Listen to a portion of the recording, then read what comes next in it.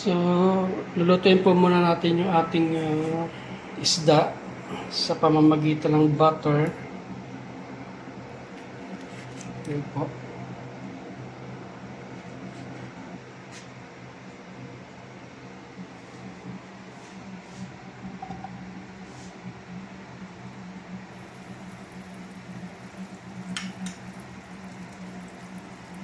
Yan po. Muna natin mag-melt yung butter bago po natin iprito yung ating isda. Iprito po natin siya sa butter.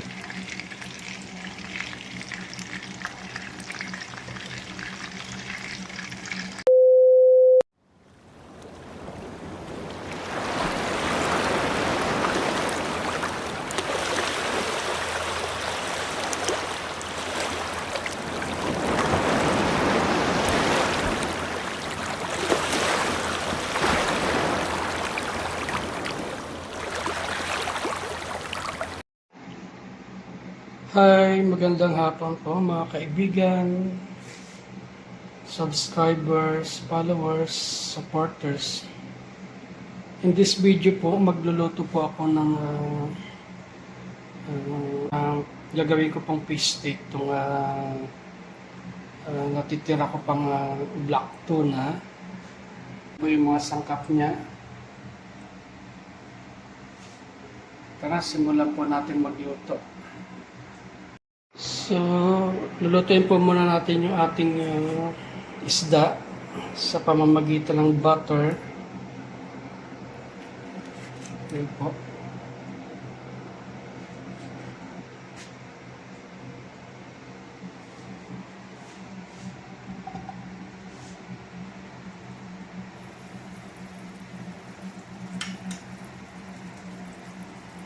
Yan po.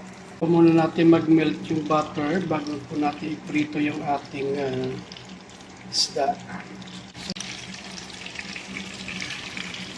Iprito po natin siya sa butter.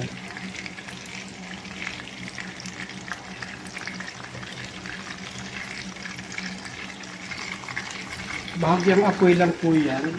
Hindi po siya ganong malakas para hindi po masunog yung ating isda.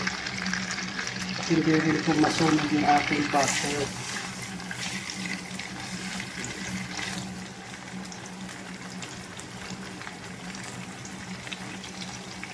So, isahang salang lang po natin ginawa. So, yan, almost done na po yung ating pinipritong isda. At yan din po natin lulutuin yung ating sauce. So, it's done na. Tanggalin na po natin. Silulutuin na po natin yung sauce dito mismo sa pinagprituhan natin.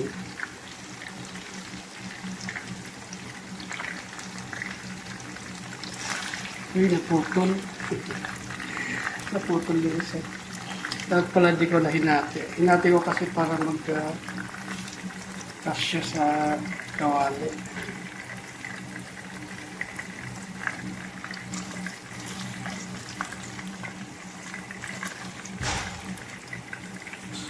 Dito.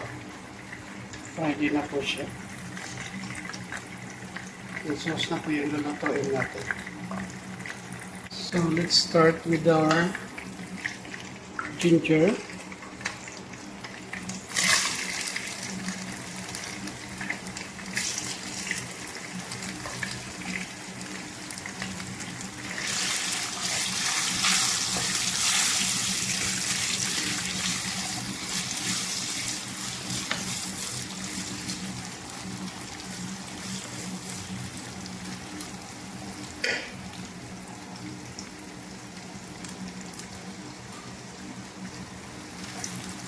Lutuin po muna natin yung ating ginger para mabango po yung ating sauce. So, luto na po yung ating luya, yung ating ginger. Ang bango, mga kaibigan. Sunod na po natin yung ating white onion.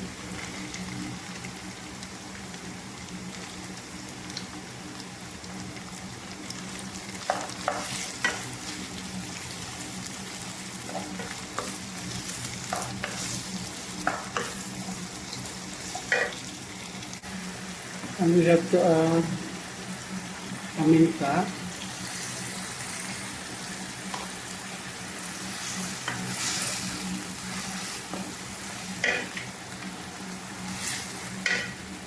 And the soy sauce.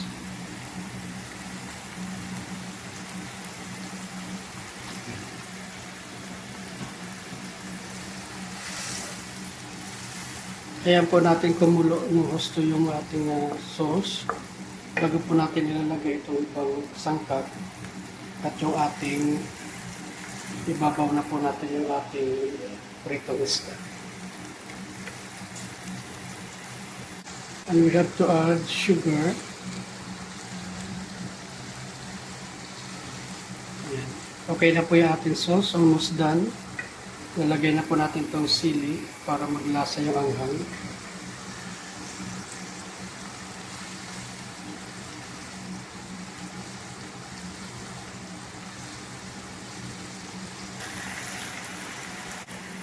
So yan, hinaan ko na po yung apoy para totally maluto na po yung sauce. At ibabaw na po natin yung ating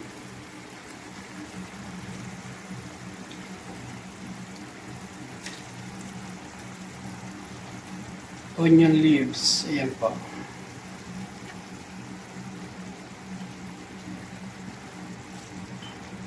At hayaan po natin mga 5 minutes para totally maluto yung ating sauce saka yung isda kanina na nahapok lang po natin yung ating pinarito.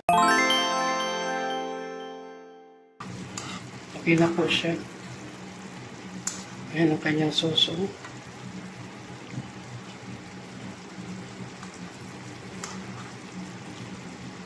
Tikman ko ulit yung sauce. Ang sarap ng anghang niya kasi lutong-luto yung nilagay kong sili. Yung kanyang lasa ng lemon, ng sugar, at ng toyo malasa. Ganon din yung ating mga sangkap like ginger.